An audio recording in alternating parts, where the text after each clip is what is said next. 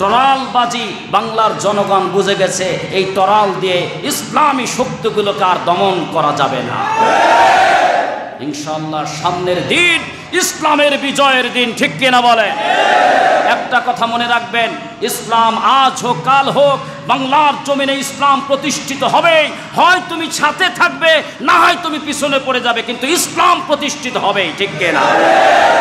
সুতরাং আমরা আহ্বান জানাই, আমার প্রাণ প্রিয় কলিজার টুকরা মুসল্লি ভাইয়েরা, আমাদের ভিতরে ইমানের নূর দান করেছেন কে? আমরা অনেক সময় ভুলে যাই, কিন্তু আপনি বাস্তব কথা মনে রাখবেন, কালিমার পতাকা উড্ডীন না হওয়া পর্যন্ত এবং ইসলাম কায়েম না হওয়া পর্যন্ত 5 ওয়াক্ত নামাজ পড়ে কলপালে কালো দাগ বানাবেন, হজ করবেন বারবার, তারপরও পরিপূর্ণ ইসলামের ভিতরে চলতে পারবেন না, কারণ ইসলাম কায়েম থাকবে না, ঠিক কিনা বলেন? বর্তমান সময়ে একটা গোষ্ঠী আমাদের দেশের সম্পদ সাদা পাথর সেটা চুরি করা শুরু করছে, ঠিক কিনা বলে? এদের এরা কোন রাস্তায় কারে অনুসরণ করে? আল্লাহু আকবার। আল্লাহ এদের হিদায়াত দান করেন, বলেন আমিন। রাষ্ট্রের সম্পদ যারা চুরি করে, রাষ্ট্রের সম্পদ যারা নষ্ট করে, ধ্বংস করে, তাদের সাথে বাংলার সুনাগরিকের কোনো সম্পর্ক থাকতে পারে না। আমরা তাদেরকে উদাত্ত আহ্বান জানাই, আপনারও দেশ, আমারও দেশ, আমাদের সবার দেশ, এই প্রিয় মাতৃভূমি শাহজালালের বাংলাদেশ, ঠিক কিনা? ওই শাহজালালের ঘরে বসেই চুরি করতেছে, নাউজুবিল্লাহ বলবেন না? পীর সাহেবের কাছ থেকে কি শিক্ষা নিল? পীর সাহেবের শিক্ষা নিছে, খুঁজে দিয়ে দেখবেন পীর সাহেবরে সে মানে না, মানে অন্য পীর সাহেবরে, ঠিক কিনা? যে পীর সাহেব চুরি ছাড়া চান্দা ছাড়া কিছুই চিনে না, তারে পীর বানাইছে, শাহজালালকে পীর বানাইতে পারে নাই, ঠিক কিনা বলে? শাহজালালকে যদি পীর মানতো কখনো সে চুরির লাইনে যেতে পারতো না, ঠিক কিনা?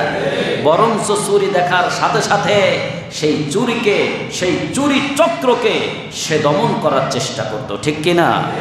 প্রিয় ভাইয়েরা আমার, ফেরাউন বললেন সবচেয়ে বড় একটা পাথর নিয়ে আসলো। নিয়ে আসলো, আনার পরে বলছে, আসিয়া এই যে বিশাল পাথর দেখতেছো, এইটা তোমার বুকের উপরে মারা হবে, রেডি হও, এখনো সময় আছে। মুসার রবকে ছেড়ে দাও, আমাকেই রব মানো, তুমি নাজাত পেয়ে যাবা। বলছে নাউজুবিল্লাহ। আসসালামু আলাইকুম রাহমাতুল্লাহি ওয়া বারাকাতুহু। ইন্নাল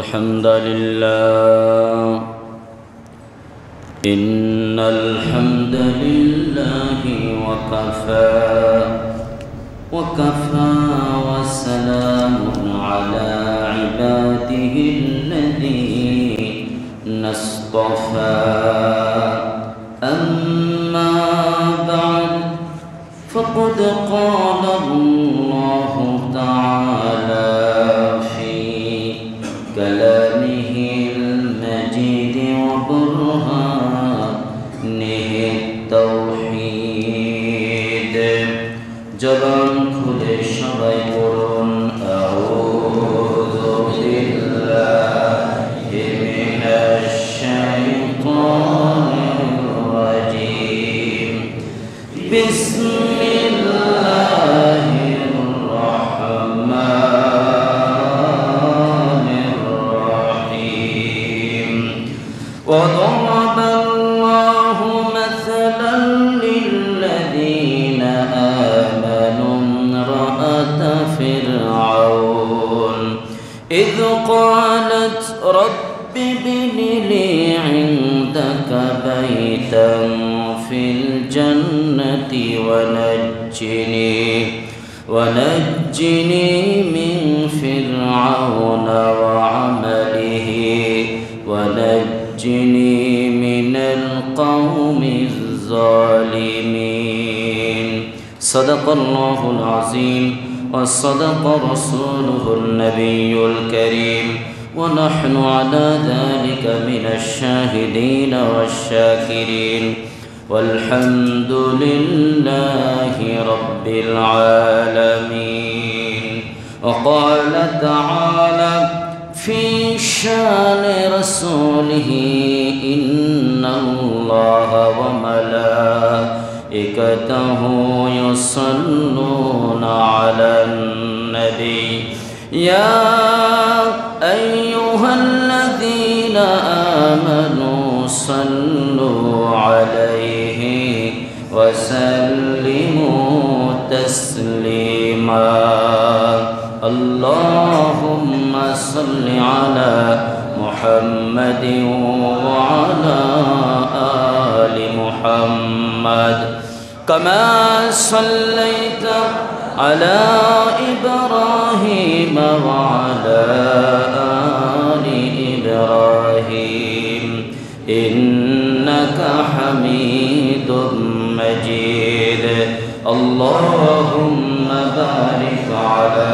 محمد وعلى آل محمد كما باركت على إبراهيم وعلى آل إبراهيم إنك حميد مجيد محبت সবাই পড়ে بلغ العلا بكماله كشف الدجى بجماله حسنت جميع خصاله صلوا عليه لا إله إلا الله لا إله إلا الله لا إله إلا الله لا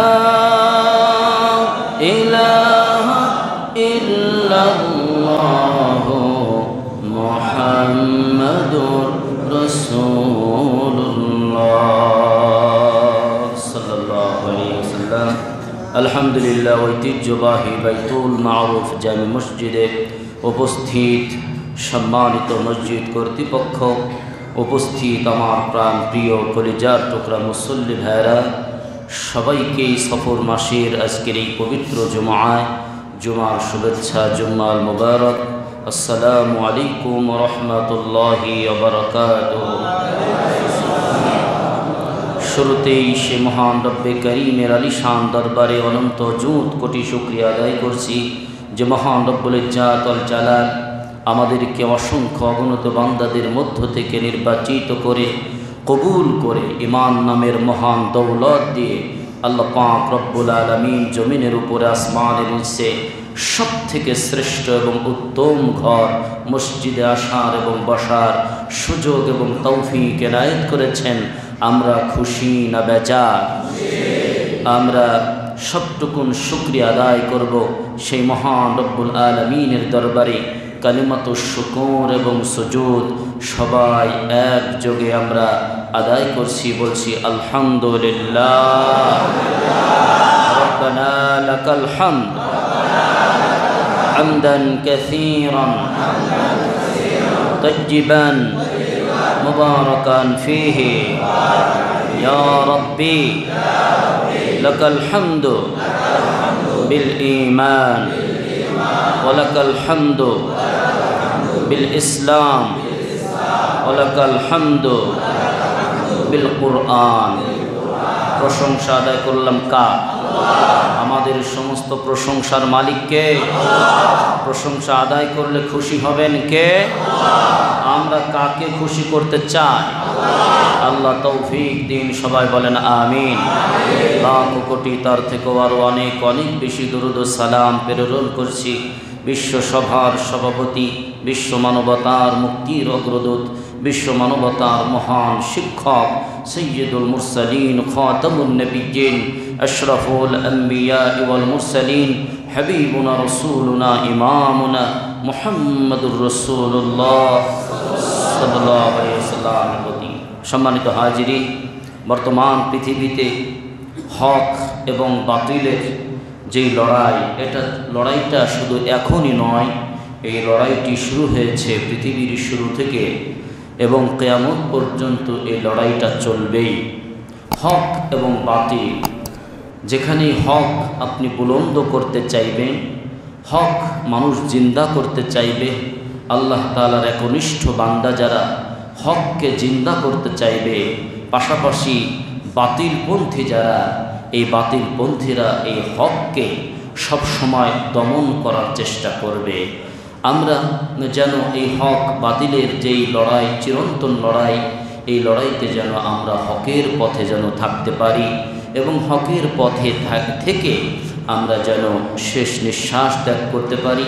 আল্লাহ তাআলা আমাদের তৌফিক দান করেন, সবাই বলেন আমিন। সম্মানিত হাজিরিন, আপাত দৃষ্টিতে মানুষ দেখতে পায় যারা হক পথে থাকে তারা তুলনামূলকভাবে দুর্বল থাকে, তারা দয়ীফ থাকে। বোঝা যায় যে না, এদের কোনো শক্তি নাই, কোনো সামর্থ্য নাই, টাকা পয়সাও ওই রকমের নেই, এই জন্য তাদের দলে লোকজন বেশি আসতে চায় না, দেখবেন আপনারা। কিন্তু আল্লাহ পাক রব্বুল আলামিন বলছেন রসুল এবং পৃথিবীর সমস্ত রসুলকেই, নবীগণকেই তিনি বলছেন, ভয় পেও না, হতাশ হইও না, ওয়ালা তাহজানু ওয়া আনতুমুল আ'লাউন, তোমরাই বিজয় হবে, ইন কুনতুম মুমিনিন, যদি তোমরা পাক্কা ঈমানদার হতে পারো। সুবহানাল্লাহ। সুতরাং যারা ঈমানদার হকের পথে লড়াই করে তাদের সাময়িক কষ্ট আসবে, দুঃখ আসবে, দুর্দশা আসবে, তাদের উপর জুলুম আসবে, নির্যাতন আসবে, কিন্তু আমাদের কাজ হলো ধৈর্য ধরতে হবে, ইস্তেকামত রেখে, আল্লাহর উপরে তাওয়াক্কুল রেখে, হকের উপরে মাড়ির দাঁত শক্ত করে কামড়িয়ে ধরে হকের রাস্তাকে ধরে রাখতে হবে। ইনশাআল্লাহ দিন শেষে ঈমানদারদেরকেই বিজয় দান করবেন কে? আল্লাহ সুবহানাহু ওয়া তাআলা। কারণ আমরা এই দুনিয়াকেই একবারে সফলতার আসল জায়গা আমরা যারা ঈমানদার আমরা কিন্তু মনে করি না, ঠিক কিনা বলেন? তার কারণ আমাদের সফলতা, আমাদের চির শান্তির জায়গা কি দুনিয়া না আখিরাত? বলুন সবাই। আল্লাহ কোরআনে বলছেন ওয়াল আখিরাতু খায়রু ওয়া আবকা, তোমাদের চির শান্তির জায়গা তো দুনিয়া নয়। কোরআনে বারবার প্রমাণ করছে, আল্লাহ বলছেন ওয়াল আখিরাতু খায়রু ওয়া আবকা, তোমাদের জন্য উত্তম বাসস্থান, তোমাদের জন্য লাক্সারিয়াস লাইফলিটি আমি রেখেছি হচ্ছে আখিরাতে। সেটা কেন তোমরা দুনিয়াতে চাও? দুনিয়াতে তো শান্তির জায়গা সবার জন্য নয়। কাফের বেঈমান যারা আছে তারা শান্তি খুঁজবে দুনিয়াতে, কিন্তু তোমরা যারা ঈমানদার তোমরা শান্তি খুঁজবে আখিরাতে, ঠিক কি না? আখিরাতের শান্তিকে অর্জন করতে যে, আখিরাতের চির সফলতাকে কামিয়াব করতে যে, হাসিল করতে যে, দুনিয়ার ঠুনকো সুখ শান্তি এই ঈমানদার বান্দারা তারা এটাকে লাথি মেরে সরিয়ে দেবে, ঠিক কি না বলে? এই দুনিয়ার সামান্য সুখ শান্তি যখন ত্যাগ করতে পারবে, আল্লাহ পাক বললেন এই ঈমানদারকেই আমি সফল করব, কামিয়াব করব এবং জান্নাতে যাওয়ার জন্য তাদেরকে যোগ্য বলে ঘোষণা করে দেব। সুবহানাল্লাহ। সুতরাং দুনিয়ার সফলতাই আমাদের চূড়ান্ত সফলতা নয়। আমাদেরকে এই জন্য হকের পথে কষ্ট হোক, দুঃখ দুর্দশা যাই আসুক না কেন, হকের পথে আমরা টিকে থাকবো। পারবো না ইনশাআল্লাহ? আমরা তৌফিক ভিক্ষা চাইবো কার কাছে? আল্লাহর কাছে। সম্মানিত হাজিরিন, আল্লাহ পাক রব্বুল আলামিন কোরআনের পাতায় পাতায় বারবার এই দৃষ্টান্ত উপস্থাপন করেছেন। হকের পথে চলতে যেয়ে, হক রাস্তায় থাকতে যেয়ে, ইসলামের পথে থাকতে যেয়ে, ঈমানের লাইনে থাকতে যেয়ে যুগে যুগে মানুষেরা কতটুকু কষ্ট সাধনা করেছে, কতটুকু জুলুম নির্যাতনের শিকার হওয়ার পরেও তারা এই হকের রাস্তা থেকে চুর পরিমাণ তারা সরে যায় নাই এবং শেষ পর্যায়ে আল্লাহ তাদের হাতে পুরস্কার তুলে দিয়েছেন। সুবহানাল্লাহ। ঠিক তদ্রূপ একটা উদাহরণ আল্লাহ পাক রব্বুল আলামিন কোরআনুল কারীমের সূরাতুত তাহরীম অর্থাৎ 28 নম্বর পারার শেষ সূরায় আল্লাহ পাক রব্বুল আলামিন চমৎকারভাবে তুলে ধরছেন। মহান আল্লাহ তাআলা জানাচ্ছেন, অদরাবাল্লাহু মাসালাল লিল্লাযীনা আমানু ইমরাআতা ফিরআউন ইয ক্বালাত রাব্বি ইবনি লি ইনদাকা বাইতান ফিল জান্নাতি ওয়া নাজ্জিনি মিন ফিরআউন وعمله ونجني من القوم الظالمين. جزاكم الله أكبر. وضرب الله আল্লাহ রাব্বুল আলামিন মিসাল দিচ্ছেন, এক্সাম্পল দিচ্ছেন, মাসালাল লিল্লাযীনা আমানু, ঈমানদারদের জন্য। তোমরা যারা ঈমান আনয়ন করেছো, তোমাদের জীবনে দুঃখ দুর্দশা আসতে পারে, কষ্টের জীবন আসতে পারে, সুখ শান্তি, দুনিয়ার সুখ শান্তি তোমাদের জীবন থেকে চলে যেতে পারে। সেই জন্য তোমাদেরকে সান্ত্বনা দেওয়ার জন্য আমি আল্লাহ এই আয়াতটা নাজিল করে দিলাম। স্মরণ করো ফিরআউনের সময়ের কথা। ফিরআউন এত বড় মহা জালেম হওয়ার পরে আমি আল্লাহ তার ঘরের মধ্যে তার বিছানায় যে শয়ন করে, তার সহধর্মিণী তার হাড় দিয়ে, বুকের পাঁজরের হাড় দিয়ে আমি আল্লাহ যাকে বানিয়েছি, এই ফিরআউনের খাট বিছানা যে শেয়ার করে তার স্ত্রী, তার কলবের ভিতরে আমি ঈমান দান করেছি। তাকে আমি ঈমান দিয়ে দিলাম। গোটা মিশর রাজ্য জুলুম নির্যাতন করে চালাচ্ছে। মাইটি ইসরাইল, জোর যার মুল্লুক তার, আনা রব্বুকুমুল আলা, আমি ছাড়া পৃথিবীতে কেউ রব আছে এটা আমি বিশ্বাস করি না। আমি ছাড়া পৃথিবীতে কোনো মালিক আছে এটা আমি বিশ্বাস করি না। যার বয়ানের মূল বক্তব্য হলো এটা, পৃথিবীতে অনেক জালেম দেখতে পাবেন, কিন্তু নিজেকে খোদা বলা জালেম কিন্তু কম, ঠিক কি না? ফিরআউন একজন, আনা রব্বুকুমুল আলা, আমি সব থেকে বড় খোদা, নাউজুবিল্লাহ। তার ঘরের ভিতরে তার বিছানায় যে শুয়ে থাকে তার স্ত্রী, নাম কি বলেন তো? মাশাআল্লাহ, হযরত আসিয়া আলাইহা সালাতু ওয়াস সালাম। এই ফিরআউনের বেডরুমের ভিতরে ঈমান দিলেন কে? আল্লাহ। তাহলে ঈমান আল্লাহ সব জায়গায় দিতে পারে কিনা? সারা জীবন মুসলমানদেরকে দমন করার জন্য অস্ত্র, বোমা, পারমাণবিক যুদ্ধ বিমান সব বানিয়েছে এই যে বুশ, ঠিক না? হ্যাঁ, বুশের মেয়ে আছে একজন লরা বুশ। আমার আব্বা সারা জীবন এই আল কায়দা তালেবানের বিরুদ্ধে লাগলো কেন? তালেবান কারা? এবার দেখে আফগানিস্তানের মোল্লারা, ওরা কি করে? ওরা পড়ে কোরআন। এটা কোরআন পড়ে দেখি, কোরআন পড়ার সাথে সাথে ওর ভিতরে ঈমান ঢুকাই দিচ্ছে আল্লাহ। বুশ সারা জীবন মুসলমানদের দমন করে, বুশের মেয়ের ভিতরে ঈমান দিল কে? ফিরআউন মুসলমানদেরকে দমন করতেছে, ফিরআউনের বেডরুমের ভিতরে ঈমান ঢুকাই দিলেন কে? সে আল্লাহ আছে না না? আমার প্রিয় ভাইরা, মুসার বাহিনীর সাথে বারবার মোকাবেলা হচ্ছে। সৈন্য বাহিনী সংবাদ নিয়ে আসে, স্যার মার খেয়েছি। কে মারল? মুসা। এই কথা যখন শুনে ঘরের ভিতর থেকে একজন নারী মুখ দিয়ে আস্তে করে বলে আলহামদুলিল্লাহ, আল্লাহর শুকরিয়া, মুসার বাহিনী জিতে গেছে। সুবহানাল্লাহ। সৈন্যের কানে যখন গেল মুসার জয়লাভ শুনে ফিরআউনের স্ত্রী এত খুশি হয়, এটা কেমন কথা? এবার আস্তে আস্তে ফিরআউনের কানে যখন এই সংবাদটা গেল, কি বলিস, আমার ঘরের ভিতরে মুসার লোক চলে আসছে, আমি কোন জায়গায় শুধু শুধু বাইরে লাফালাফি করে লাভ আছে? ঘরের আগে ঠিক করি।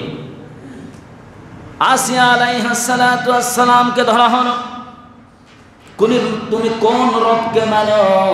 তিনি বললেন আমানতু বিরাব্বি মুসা ওয়া হারুন।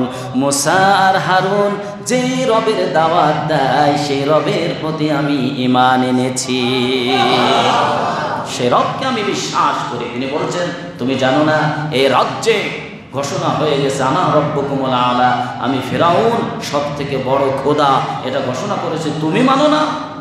বলছে না, শুধু মুসা আর হারুনের রব নয়, আমি যেই রবের প্রতি ঈমান এনেছি সেই রব তুমি ফিরআউন, তোমারও সেই রব। সুবহানাল্লাহ। তোমারও উচিত সেই রবের প্রতি ঈমান আনা। আল্লাহু আকবার। দাওয়াত কানে চলে গেল না? এরপরে ফিরআউন বলল, দেখি তোমার ঈমান কত বড় শক্তিশালী, একটু পরীক্ষা করার দরকার আছে। যুগে যুগে ঈমানদারদের পরীক্ষা আছে না নাই? ঈমানদার থাকলেই অবশ্যই পরীক্ষা হবে। যে ছাত্র তার জীবনে পরীক্ষা আসবে কি আসবে না? আর যে ছাত্র না তার কোনো পরীক্ষা আছে? সুতরাং আপনি যদি ঈমানদার হন, আমি যদি ঈমানদার হই, আমাকে পরীক্ষা করবেন কে? এটা আল্লাহর ওয়াদা। আমি ইমানদারকে পরীক্ষা করব, ওয়ালা নাবলুওয়ান্নাকুম বিশাইইম মিনাল খাউফ, 5টা জিনিস দিয়ে আমি আমার ইমানদার বান্দাকে পরীক্ষা করব। সুবহানাল্লাহ কন। আসিয়া, তোমাকেও পরীক্ষা করার দরকার। ছেড়ে দাও, মুসার রবকে ছেড়ে দাও। বলছে ছাড়তে রাজি না, কোনোভাবেই নয়। দেখি এবার তাকে বিভিন্নভাবে নির্যাতন করা শুরু করলো, কষ্ট দেওয়া শুরু করলো। শেষ পর্যায়ে যখন দেখলো যে সে ঈমান ছাড়ে না, লা ইলাহা ইল্লাল্লাহ ছাড়ে না, তখন বলা হলো দেখি বিশাল প্রকাণ্ড এক পাথর নিয়ে আসো, পাথর নিয়ে আসো। আমি চিন্তা করলাম এই যে পাথরের কথা কোরআনে আসলো, তাফসিরে আসলো, কিন্তু ফিরাউনের বাহিনী পাথর চুরি করছে এটা আমি পাইনি। বর্তমান সময়ে একটা গোষ্ঠী আমাদের দেশের সম্পদ সাদা পাথর সেটা চুরি করা শুরু করছে, ঠিক কিনা বলে? এদের কিরা কোন রাস্তায় কারে অনুসরণ করে? আল্লাহু আকবার। আল্লাহ এদের হিদায়াত দান করেন, বলেন আমিন। রাষ্ট্রের সম্পদ যারা চুরি করে, রাষ্ট্রের সম্পদ যারা নষ্ট করে, ধ্বংস করে, তাদের সাথে বাংলার সুনাগরিকের কোনো সম্পর্ক থাকতে পারে না। আমরা তাদেরকে উদাত্ত আহ্বান জানাই, আপনারও দেশ, আমারও দেশ, আমাদের সবার দেশ, এই প্রিয় মাতৃভূমি শাহজালালের বাংলাদেশ, ঠিক কিনা? ওই শাহজালালের ঘরে বসেই চুরি করতেছে, নাউজুবিল্লাহ বলবেন না? পীর সাহেবের কাছ থেকে কি শিক্ষা নিল? পীর সাহেবের শিক্ষা নিছে, খুঁজে দিয়ে দেখবেন পীর সাহেবরে সে মানে না, মানে অন্য পীর সাহেবরে, ঠিক কিনা? যে পীর সাহেব চুরি ছাড়া চান্দা ছাড়া কিছুই চিনে না, তারে পীর বানাইছে, শাহজালালকে পীর বানাইতে পারে নাই, ঠিক কিনা বলে? শাহজালালকে যদি পীর মানতো কখনো সে চুরির লাইনে যেতে পারতো না, ঠিক কিনা? বরঞ্চ চুরি দেখার সাথে সাথে সেই চুরিকে, সেই চুরি চক্রকে সে দমন করার চেষ্টা করতো, ঠিক কিনা? প্রিয় ভাইয়েরা আমার, ফিরাউন বললেন সবচেয়ে বড় একটা পাথর নিয়ে আসলো। নিয়ে আসলো, আনার পরে বলছে আসিয়া, এই যে বিশাল পাথর দেখতেছো এইটা তোমার বুকের উপরে মারা হবে, রেডি হও, এখনো সময় আছে। মুসার রবকে ছেড়ে দাও, আমাকেই রব মানো, তুমি নাজাত পেয়ে যাবা। বলছে নাউজুবিল্লাহ, আমি যে রবের প্রতি ঈমান এনেছি, আমার জীবন যাবে, সেই রবের প্রতি ঈমান ছেড়ে দেব না। সুবহানাল্লাহ বলেন। পৃথিবীর যত শক্তি, সবাই অ্যাটেনশন প্লিজ, পৃথিবীর যত শক্তি, মহাশক্তি এই পৃথিবীতে এসেছে, সব শক্তি এক শক্তিকে পদানত করে অন্য শক্তি বিজয় লাভ করেছে। এটা পৃথিবীর চিরন্তন ইতিহাস। কিন্তু পৃথিবীর সব থেকে একটি বড় ইতিহাস হলো, পৃথিবীর যত শক্তি, মহাশক্তি আবিষ্কার হয়েছে, একটা শক্তিকে কেউ পদানত করতে পারে নাই, একটা শক্তিকে কেউ পরাজিত করতে পারে নাই। সেই শক্তির নাম হচ্ছে ঈমানের শক্তি, ঠিক কিনা? গাজাকে ধ্বংস করে দিল, গাজাকে ধূলিসাৎ করে দিল, চারিদিক থেকে খাবার বন্ধ, সব বন্ধ। তারপরও তাদের মুখ থেকে লা ইলাহা ইল্লাল্লাহ ভুলিয়ে দিয়া গিয়েছে। জোরে বলুন, গাজাকে একেবারে নিঃশেষ করে দিতে পেরেছে? তারা ভূগর্ভস্থ মাটির ভিতরে রয়েছে, তারপরেও তারা ফিনিক্স পাখির মতো বারবার বের হয়ে এসে ইহুদি আর খ্রিস্টান এই সাম্রাজ্যবাদীদের উপরে আল্লাহর নাম নিয়ে তারা লড়াই চালিয়ে যাচ্ছে। আল্লাহু আকবার। এবং শেষ পর্যন্ত ইনশাআল্লাহ যে কথা বলেছি, শেষ পর্যন্ত আল্লাহ তাআলা এই ছোট্ট দুর্বল ক্ষীণ বাহিনী আমরা যে দেখছি, এই বাহিনীকে আল্লাহ চূড়ান্ত বিজয় দেবেন ইনশাআল্লাহ। জোরে বলুন। সুতরাং ঈমান এই বাহিনীর সাথে, ঈমান নামে এই শক্তির সাথে কেউ মোকাবেলা করতে পারে নাই।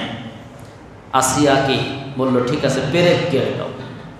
হাত তো একটু ছাটাছাটি করতে পারে, হাতটাকে মাটির সাথে পেরেক দিয়ে গেড়ে দাও। পেরেক দিয়ে গেড়ে হলো, পা বেঁধে দেওয়া হলো, উপরে পাথর ঝুলিয়ে ফেলা হলো। এখন পাথর ছেড়ে দেবে, এমন বিশাল পাথর, মনে করেন যে একদম ভর্তা হয়ে যাবে। মানুষ তো একজন নারী, তাও যখন পাথর ছাড়বে শেষ মুহূর্তে ফেরাউন বলতে আসিয়া এখনো সময় আছে, এখনো সময় আছে, তোমার রবকে ছেড়ে দাও, ঈমান ছেড়ে দাও, আমার প্রতি ঈমান আনো, তোমাকে আমি বাঁচিয়ে দেব। ফেরাউনের কোনো কথা যেন আসিয়ার কানে যায় না। আসিয়া জীবনের এই শেষ লগ্নে মহান রব্বুল আলামিনের দরবারে ফরিয়াদ করেছে, রব্বি বিনিলি ইনদাকা বাইতান ফিল জান্নাতি ওয়া নাজ্জিনি মিন ফিরআউন। আল্লাহু আকবার। ওগো রব আমার প্রতিপালক, বিশ্ব জাহানের প্রতিপালক, এই পৃথিবীতে একজন অসহায় অবলা নারীর সব থেকে বিশ্বাসের ঘর হলো তার স্বামীর ঘর, সব থেকে নিরাপত্তার ঘর হলো একজন নারীর জন্য তার স্বামীর ঘর। আমার দুনিয়াতে তোমার প্রতি ঈমান আনয়নের কারণে সেই স্বামীর ঘর আর নিরাপত্তার ঘর থাকলো না। তোমার প্রতি ঈমান আনয়নের কারণে, তোমাকে আল্লাহ বলে স্বীকার করার কারণে যে আমাকে দুনিয়াতে নিরাপত্তা দিবে, সেই স্বামী আমার জীবন নিয়ে নিচ্ছে। ওগো আল্লাহ, স্বামীর ঘর যেহেতু আমি পেলাম না, তোমার দরবারে ফরিয়াদ জানালাম, ইনদাকা বাইতান ফিল জান্নাহ, জান্নাতে তোমার কাছাকাছি আমার জন্য একটা ঘর বানায়া দাও। জীবনের এই শেষ লগ্নে আসিয়া এমন কিছু কথা বললেন, আল্লাহর রহমতের সাগরে জোয়ার উঠে গেল। স্বামীর স্ত্রীর জন্য আসলে নিরাপত্তার ঘর হলো স্বামীর ঘর, সেই স্বামীর ঘর আমার জন্য নিরাপদ হলো না, তোমার কাছে আমি একটা ঘর চাই। আল্লাহ পাক বলেন, ও জিবরাইল, আমার আসিয়ার জন্য জান্নাতের মধ্যে যে ঘরটা আমি বানিয়ে রেখেছি রে জিবরাইল, যাও যাও যাও, পাথর ফিরাউন মারার আগে জান্নাতের সেই ঘরটা নিয়ে আমার আসিয়ার সামনে তুলে ধরো। জান্নাতের ঘরটা নিয়ে আসা হলো। আসিয়া ঘরের দিকে তাকিয়ে থাকলো। আল্লাহ পাক বললেন, ও আজরাইল, যাও আমার আসিয়ার জানটা নিয়ে আসো, সে আমার পরীক্ষায় পাশ করেছে, জান্নাতি বলে আমি তাকে কবুল করে নিয়েছি। ফিরাউন যখন পাথর মারবে, আজরাইল রে দেরি করো না, ফিরাউন যখন আমার আসিয়ার গায়ে পাথর মারবে, পাথর মারার আগে আমি আমার আসিয়াকে জান্নাতে দেখতে চাই। আজরাইল যে হাসি মুখে আসিয়ার জানটা বের করে নিয়ে আসলো, শুধু মরা একটা লাশের উপরে ফিরাউনের সৈন্যবাহিনী পাথর নিক্ষেপ করলো। আল্লাহু আকবার। আমার প্রিয় ভাইরা, আমার প্রিয় ভাইরা, আমি এক্সাম্পল দিচ্ছিলাম, এই পৃথিবীতে ঈমান আনয়নের কারণে মানুষগুলো কত জেল জরিমানা, কত জুলুম নির্যাতন, ফাঁসির কাষ্টে পর্যন্ত চলে যায়। কিন্তু আমরা জানি, আমরা কোরআন হাদিস থেকে জানি, আপাত দৃষ্টিতে মানুষ মনে করলো এই লোকটার জীবন চলে গেল, কিন্তু আল্লাহ তাকে জান্নাতের পাখি হিসাবে কবুল করে না। তাদের কোনো ভয় থাকে না, কোনো ভয় নাই। ইতিপূর্বে যারা ইমানের লাইনে লড়াই করার কারণে জেল জরিমানা শুধু নয়, ফাঁসি পর্যন্ত দেয়া হয়েছে, আমার প্রিয় ভাইয়েরা, কতটা ধীর স্থির মনস্ক হলে, মন হলে বলতে পারে, আব্বু আগামীকাল তো আমার রবের সাথে দেখা হবে, তো আমি কি লুঙ্গি পরে যাব না পাঞ্জাবি পরে যাব? তো পাঞ্জাবা যদি পরে যাই, সাদাটা পরবো না অন্যটা পরে যাব? আল্লাহু আকবার। কি পর্যায়ের, কোন পর্যায়ের দরজা! জেলারের সৈন্যরা, পুলিশরা এসে বলল, আর মাত্র 2 ঘন্টা পরেই আপনার ফাঁসি হবে। তিনি বলছে, ভাই আমি 1 ঘন্টা ঘুমাইতে চাই, 1 ঘন্টা ঘুমানোর পরে পরে আমাকে ফাঁসির কাষ্টে নিয়ে যেও। আল্লাহু আকবার। কিভাবে সম্ভব? 2 ঘন্টা পরে আমার ফাঁসি, এখন বলতে আমি ঘুমাবো। কিছুক্ষণ পরে আমার রবের সাথে সাক্ষাৎ হবে। ইমানের কতটা বড় দরজা হলে 2 ঘন্টা পরে ফাঁসি, সে 1 ঘন্টা এখনো ঘুমায় না। আল্লাহু আকবার।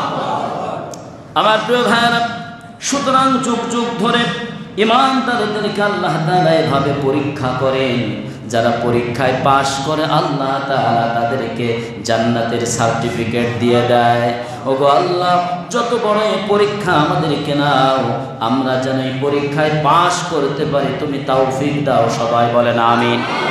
আর একটু জোরে বলুন আমিন। যখন দেখলো যে কিরে আমার ঘরের ভিতরে ঈমান ঢুকে গেল, তাহলে মূল সমস্যাকে মোসা, ধরো তাকে, আর তাকে আর বাঁচিয়ে রাখা যাবে না, একে হত্যা করো। নাউজুবিল্লাহ বলবেন না? হত্যা করার কথা বলছে মোসাকে সামনে রেখে। ফিরাউন কি বলতেছে? সূরা মুমিন 26 নম্বর আয়াত, وقال فرعون ذروني أقتل موسى وليدع ربه إني أخاف أن يبدل دينكم أو أن يظهر في أرض الفساد। الله أكبر। ফিরাউন বলল, দারুনি আকতুল মুসা, আমি এখনই মুসাকে হত্যা করব। নাউজুবিল্লাহ বলে। ওয়ালিয়াদউ রাব্বা, সে তার রবকে ডাকতে থাকুক, আমি তাকে হত্যা করব, দেখি তার রব তাকে বাঁচাইতে পারে কিনা। নাউজুবিল্লাহ। ইন্নী আখাফু, আমি ভয় পাচ্ছি। কে ভয় পায়? ফিরাউন ভয় পাচ্ছে। মুসাকে হত্যা করার কথা বলছে, মুসা নবী কি ভয় পেয়েছে? না, তিনি বলছে ইন্নী, নিশ্চয় আমি, আখাফু, আমি ভয় পাচ্ছি। কি ভয়? আইয়ুবাদদিলা দীনাকুম, আমার রাজ্যে যত মানুষ তোমরা আছো সবার দিন ধর্মকে পরিবর্তন করে ফেলবে। আল্লাহু আকবার। আমার ঘরের ভিতরে যেভাবে ইসলাম ঢুকছে, আর তোমরা তো সাধারণ জনগণ, তোমাদের সবাইকেই পরিবর্তন করে ফেলবে মুসা। সুতরাং এই মুহূর্তে তাকে হত্যা করে ফেলি। আও আইয়ুযহিরা ফিল আরদিল ফাসাদ, কিংবা আমার এই রাজ্যে ফিতনা ফাসাদ তৈরি করে ফেলবে। এখনই হুজুরে ধরো। নাউজুবিল্লাহ। এরপরে মুসা কি বললেন? যেহেতু হত্যা করার কথা বলছে, ভয় পেয়েছে।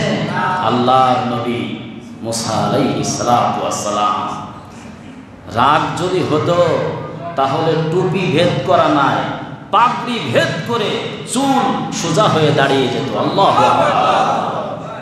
এই নবী ভয় পাওয়া নবী নয়। পৃথিবীর কোনো নবী, পৃথিবীর কোনো ইমানদার কোনো জালেমকে ভয় পায় না। ঠিক কিনা বলে?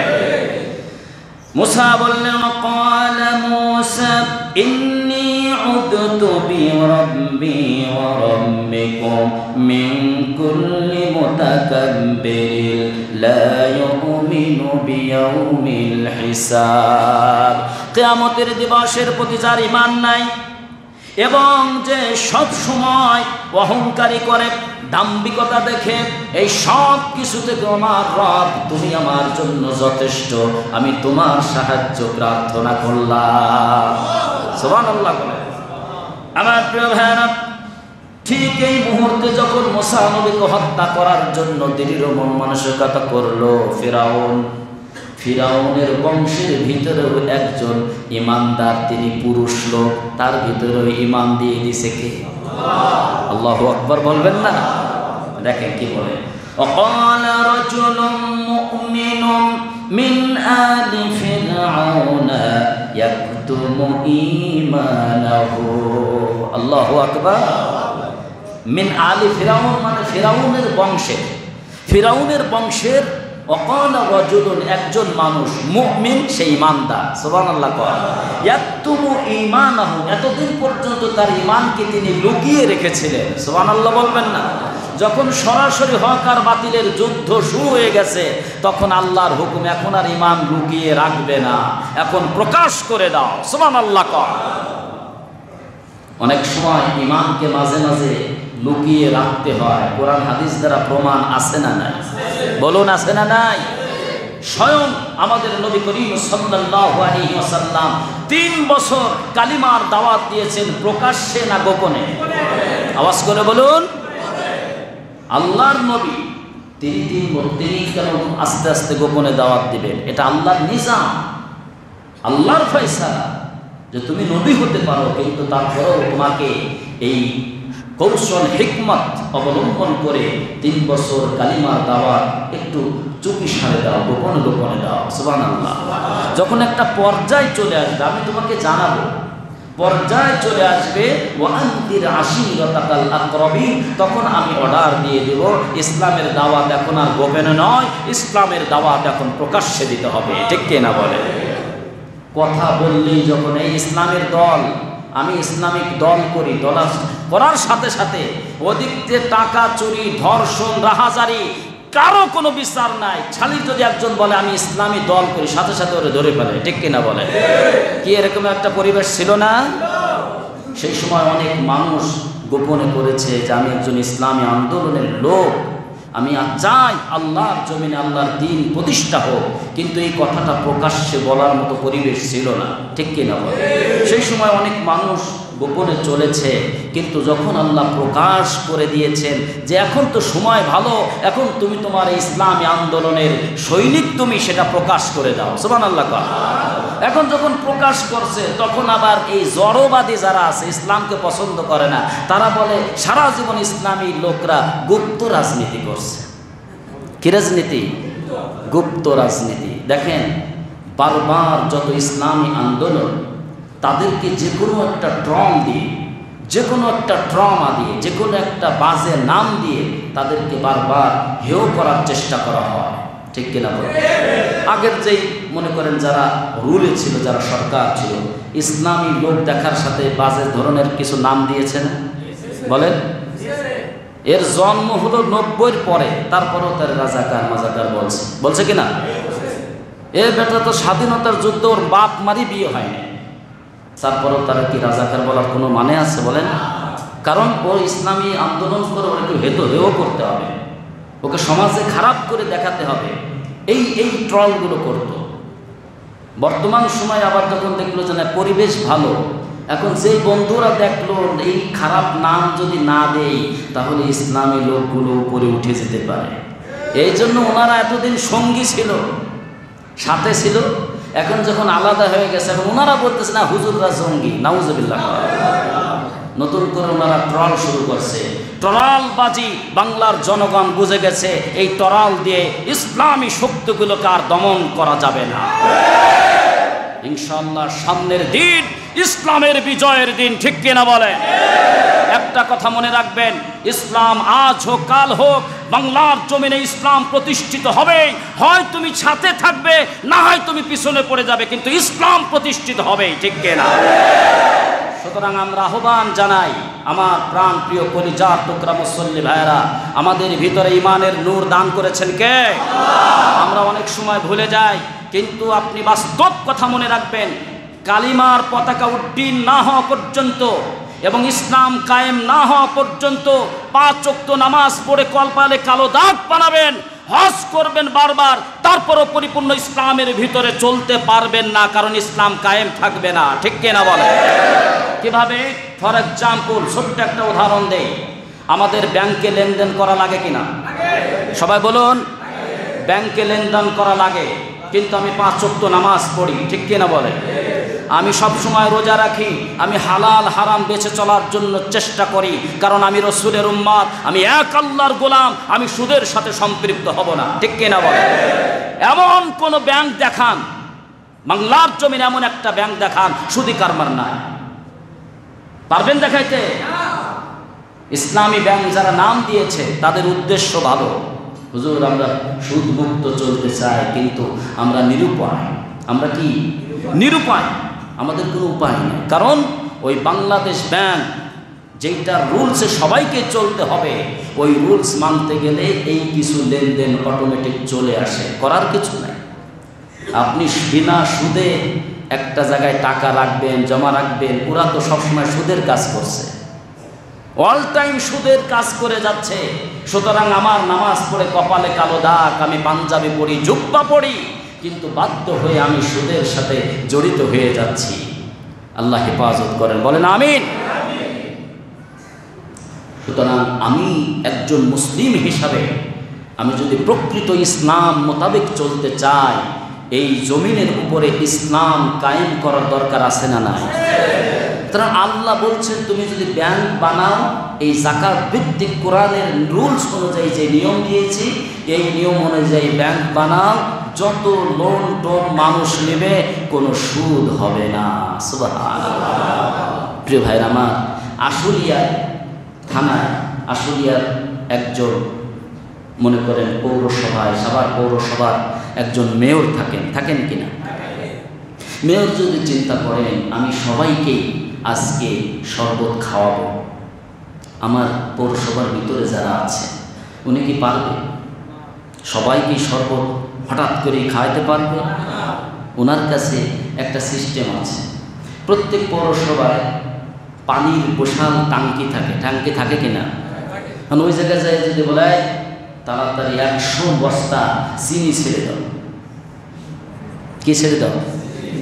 100 বস্তা চিনি ছাড়ো আর পানি উঠা, মোটামুটি যতটুকু পারে প্রত্যেকটা বাসার সাথে এই পানির লাইন আছে না? আছে। উনি ওখান থেকে ছেড়ে দিল, সব বাসায় সমানভাবে এই শরবত চলে গেল। সুবহানাল্লাহ। আর উনি যদি নিয়ত করে যে আমি সবাই মদ খাওয়াবো, যদি 100 মণ মদ ঢেলে দেয় টাঙ্কির ভিতরে, বাসায় বাসায় যাবে কিনা? বলুন যাবে কিনা? সুতরাং আপনি জানেন, আপনি সচেতন মুসলমান, আমি জানি আপনি সচেতন মুসলমান, আপনার সেই জ্ঞান আছে। আপনি জানেন এই ব্যক্তি যদি আবার ক্ষমতায় যায় আবার চুরি করবে, জুলুম করবে, হত্যা, রাহাজানি, মাদক, চোরা কারবারি সব করবে আগের মতোই। আপনি জানেন, তারপরেও যদি তাকে ভোট দেন বা তার সাথে থাকেন, আপনি ইচ্ছা করে মদ খাওয়ার নিয়ত করেছেন। আর যদি আপনি চান যে না আমি ওইটা চাই না, যা গেছে গেছে, আমি শরবত খেতে চাই, তাহলে আপনি জানেন, বিশ্বাস করেন এই ধরনের লোক জীবনে চুরি করবে না, ডাকাতি করবে না, হত্যা ধর্ষণ করবে না, জুলুম করবে না। আপনার তার সাথে থাকার দরকার আছে না নাই? প্রিয় ভাই আমার, সুতরাং চাবিকাঠি আপনার ভিতরে, আমার ভিতরে। আল্লাহ পাক রব্বুল আলামিন এই যে মিসালগুলো কোরআনে দিচ্ছেন, মিসাল, উদাহরণ, কেন বারবার কোরআনে এই ঈশ্বর? আমি তো কোরআনের ছাত্র। Al Quran and Islamic Studies of Islamic University of Kushtia. আমি কুষ্টিয়ায় Al Quran and Islamic Study 6 বছর এই কোরআন নিয়ে গবেষণা করলাম, এখনো চলতেছে। এই কোরআনের ভিতরে হুকুম আহকাম, নামাজ পড়ো, রোজা রাখো, যাকাত দাও, এই আয়াত কতটা? এই হুকুম আহকামের আয়াত 500। আর এই 6666, সঠিকটা হলো 6236 আয়াত। এত আয়াত আল্লাহ কিসের জন্য নাজিল করছে? আপনার হুকুম দিছে তো 500 আয়াতে। এত আয়াতগুলো আল্লাহ কেন দিলেন? আপনার বিবেকের কাছে আপনার প্রশ্ন ছুড়ে দেওয়ার জন্য, আপনার বিবেকের তালা খুলে দেওয়ার জন্য আল্লাহ বারবার উদাহরণ দিচ্ছে, সঠিক রাস্তায় আসো, ইসলাম কায়েম করো, বাংলাদেশ শুধু বাংলাদেশ নয়, জান্নাতের একটা ভূখণ্ড হয়ে যাবে। আমরা এতগুলো বলার পরেও মুসলিমরা ঘুরে ফিরে আবার ওই মদখোর, জুয়াখোর, নারীবাজি যারা করবে, জেনে শুনে এই গোলামগুলো, এই আল্লাহর বান্দাগুলো তাদের সাথেই থাকবে। ঠিক কিনা বলে? আল্লাহ পাক সূরা রাদের 11 নম্বর আয়াত বলে দিই আপনাদের, ইন্নাল্লাহা লা ইউগাইয়িরু মা বিকওমিন হাত্তা ইউগাইয়িরু মা বিআনফুসিকুম। আল্লাহ পাক ডাক দিয়ে বলছেন, ও পৃথিবীবাসীরা শুনে রাখো, আমি আল্লাহ, আমারও একটা নিজাম আছে, আমারও একটা রুলস আছে, আমি আমার ওই রুলসের বাইরে আমি যাই না। আল্লাহু আকবার। সেই রুলসটা হলো, পৃথিবীর কোনো জাতি যদি নিজেদের ভাগ্যকে নিজেরা পরিবর্তন করতে না চায়, আমি আল্লাহ তাদের ভাগ্য কোনোদিন পরিবর্তন করি না। আল্লাহু আকবার।